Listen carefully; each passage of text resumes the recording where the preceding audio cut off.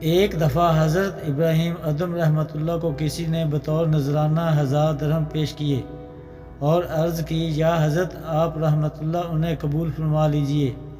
اگرچہ یہ حقیقت ہے کہ آپ رحمۃ اللہ کسی سے نذرانہ قبول نہیں فرماتے، تاہم میری التجا ہے کہ آپ رحمۃ اللہ یہ ضرور قبول فرمائیے گا، اس سے مجھے خوشی ہوگی۔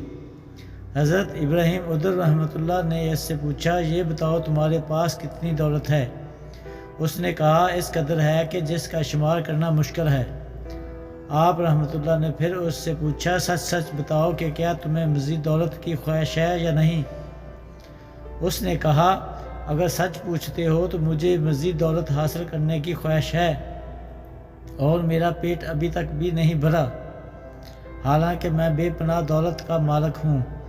اللہ تعالیٰ کا مجھ پر بہت کرم ہے، لیکن پھر بھی لالچ کا دروازہ ابھی تک بند نہیں ہوا۔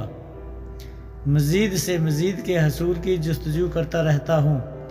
حضرت ابراہیم ادر رحمۃ اللہ نے فرمایا، اے شخص، اپنی رقم فوری طور پر یہاں سے اٹھا لے اور دوڑ جا، کیونکہ تو فقیروں کا سردار ہے۔ تجھے تو خود رقم کی ضرورت ہے، تو دوسروں کو کیا دے گا؟